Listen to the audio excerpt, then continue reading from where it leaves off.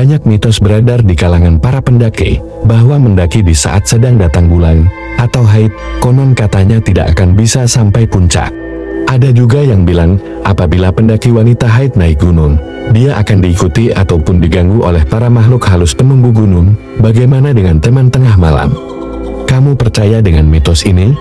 Tapi sebelum dijawab, sebaiknya sama-sama kita dengarkan pengalaman pendakian Putri di Gunung Lawu, dan harus mengalami kejadian mistis di saat ia sedang halangan.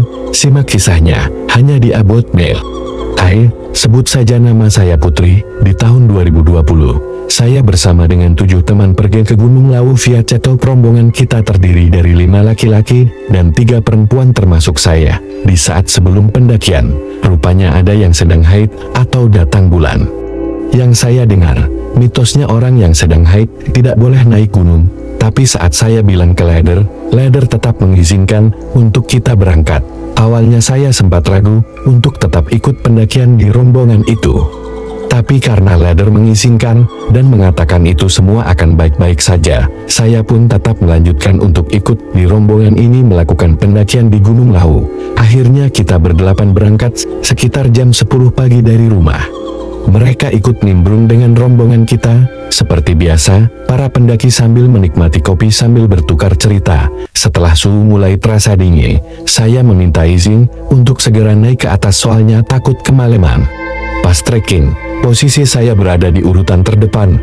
Perjalanan berjalan normal saja, teman-teman yang lain mengikuti saya, walaupun saya berada di barisan terdepan. Saat itu saya tidak membawa senter, teman yang di belakang yang membawa senter.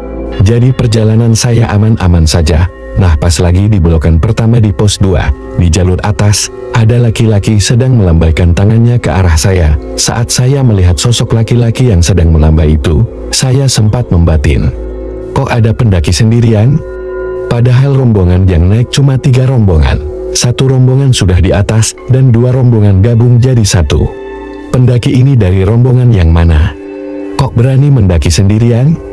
Tiba-tiba saya sadar kalau ternyata itu adalah sosok Jamaan. Anehnya teman-teman saya yang lain tidak ada yang melihat. Refleks saya langsung berpindah posisi yang tadinya ada di depan. Saya langsung ada di posisi paling belakang, dan saya mencoba untuk memberikan alasan yang lain kepada teman-teman. Walaupun sebenarnya jujur, saya sedang melihat sosok penampakan dari makhluk astral. Karena masih terbayang dengan sosok misterius itu, saya tidak mau lagi jalan di depan. Sampai pos 3 keadaan aman-aman saja. Gunung Lawu, pos 3 ada sumber airnya. Di situ saya berniat untuk sholat maghrib. Iya, niatnya biar tidak gelisah lagi. Sambil menunggu teman-teman isi botol minuman. Dari pos 3 sampai area camp, alhamdulillah perjalanan lancar. Saya ngetam sesudah pos 4. Tapi sebelum pos 5 saat itu, waktu sudah menunjukkan sekitaran jam 3 subuh. Perjalanannya rasanya makin lama, karena harus menunggu cewek yang satu. Pas lagi buat tenda, teman saya yang namanya Momon, dia melihat orang bawa pentungan di area sabana. Udara makin dingin, kita langsung masuk ke tenda masing-masing dan langsung tidur. Karena niatan besok pagi, untuk berangkat naik lagi. Pas tidur, Ulum sama Mamut katanya mereka mendengar ada suara seperti sedang menggaruk-garuk tanah di bawah tenda yang ditidurin sama anak-anak cewek. Kedengeran juga ada suara langkah kaki pendaki. Padahal jelas-jelas posisi kita adalah rombongan pendaki terakhir yang sampai. Saya bangun sekitar jam 6 pagi, kemudian cuci muka, cuci tangan, dan pas saya lihat tangan saya, seperti ada bekas jilatan anji-anji di kedua tangan saya. Kalau di Jawa Tengah, namanya anji-anji. Anji-anji seperti setan atau dedemit. Kalian mungkin tahu, kalau ada bekas di bagian badan kalian seperti lebam atau merah. Nah, seperti itu. Saya sempat berpikir, sebenarnya penyebabnya apa? Kenapa anji-anji ini terlihat di kedua tangan saya? Saya mulai memikirkan dari gangguan sosok pendaki towak, kemudian sampai kejadian dicilat sama setan. Sekitar jam 8 pagi, kita siap-siap naik lagi ke puncak. Saat pendakian, alhamdulillah akhirnya kita bisa sampai di puncak dengan lancar tanpa gangguan apapun. Tapi sialnya, pas sudah sampai di puncak, ternyata saya sedang mendapatkan haid pertama. Saya langsung minum obat.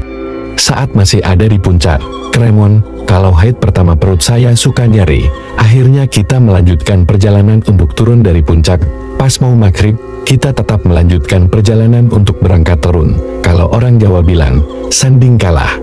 Mitosnya orang Jawa, kalau sanding kalah, maghrib emang nggak boleh melakukan kegiatan atau perjalanan apapun. Tapi di situ, kita malah memilih untuk berangkat turun. Pas turun, rasanya udah mulai aneh. Ransel kecil yang saya bawa, rasanya makin berat. Beberapa langkah saya berjalan, saya harus berhenti untuk beristirahat. Itu terjadi berkali-kali. Saya gak habis pikir, apa yang membuat perjalanan itu makin lama, membuat saya makin terasa berat. Akhirnya di perjalanan, saya gak membawa ransel. Ransel kecil saya dibawa sama Ulum, dan saya tetap dijaga sama satu orang namanya Mas Bahri, dan juga yang satu rombongan dari saya. Mereka berganti-gantian menjaga saya, karena kondisi saya sudah gak kuat. Dari pos 4, turun sampai ke pos 1. Ternyata, pundak saya mulai terasa berat, semakin berat, dan di situ saya baru tahu, kalau ternyata, yang membuat langkah kaki saya terasa berat. Saat itu saya sedang menggendong Mbak Kunti. Dalam perjalanan turun dari puncak gunung, bahkan saya melihat sosok Mbak Kuntinya 3 kali. Pertemuan saya pertama di pos 4, yang kedua pas saya istirahat, yang terakhir, saat dia turun dari punggung saya. 3 kali pertemuan saya dengan sosok itu. Karena di pos 3-1, rombongan saya nggak kuat jagain saya. Akhirnya saya dijagain sama rombongannya Mas Bahri sama Mas Gondrong. Setiap istirahat, saya selalu muntah, mual, tapi nggak bisa keluar. Saya cuma bisa nangis nahan capek dan sedih, dan juga rasa takut. Di perjalanan saya selalu bawa tasbih, semisal mungkin saya membaca doa. Ada satu kejadian aneh, saat saya sedang memegang tasbih, seperti ada yang menarik-narik tasbih saya, di sekitar pos 2. Akhirnya pihak dari Basecam menaik penjemput saya. Pas saya dijemput, saya cuma bisa diam, mata saya seperti kosong, saya cuma bisa nangis. Saat itu kondisi saya sudah sangat lemah, kemudian saya ditepuk sama pihak orang-orang Basecam. Kalau nggak salah ngomongnya kayak gini, "Mak, kamu ini orangnya hebat, ayo bangun, istighfar." Dia cuma mau memperlihatkan wujudnya aja sama Mbak. Dia tertarik sama Mbak. "Ayo bangun Mbak." Akhirnya saya bangun, dan saya melanjutkan perjalanan. Tapi di perjalanan rasanya berat. Dari perjalanan pos 4 turun sampai ke pos 1, saya cuma bisa nunduk. Karena itu tadi, saya menggendong Mbak Kunti. Saya ngerasa perjalanan ini sangat lama berat. Tapi kata teman-teman saya jalan gak ada berhentinya, sampai-sampai beberapa teman kewalahan mengikuti saya, tapi akhirnya saya merasa sangat lemah dan sangat capek.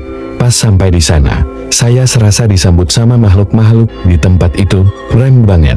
Sosok-sosok kuntilanak juga serasa tambah banyak, dan pas saya menceritakan kejadian ini sama Mas Gondrong, ternyata Mas Gondrong juga bisa melihat, tapi dia bilang, "Sudah, acuhkan saja, anggap saja nggak ada." Sampai di Basecam, perut saya masih tetap mual, kepala pusing. Akhirnya saya muntah, dan badan saya lega, karena tiba-tiba saja, saya sudah nggak merasa berat lagi. Sepertinya Mbak Kunti sudah keluar, atau lebih tepatnya, turun dari punggung saya. Akhirnya saya langsung istirahat, dan melanjutkan pulang besok pagi.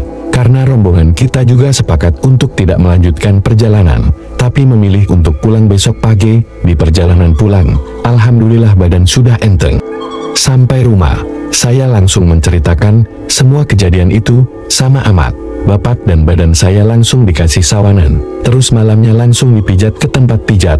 Selama 3 hari, saya merasa masih diikuti Mbak Kuntinya. Bahkan juga saat saya tidur, sepertinya Mbak Kuntinya juga masih ada. Entahlah, apa yang membuat dia tertarik sama saya? Apa karena mitos datang bulan? Memang tidak seharusnya perempuan mendaki gunung.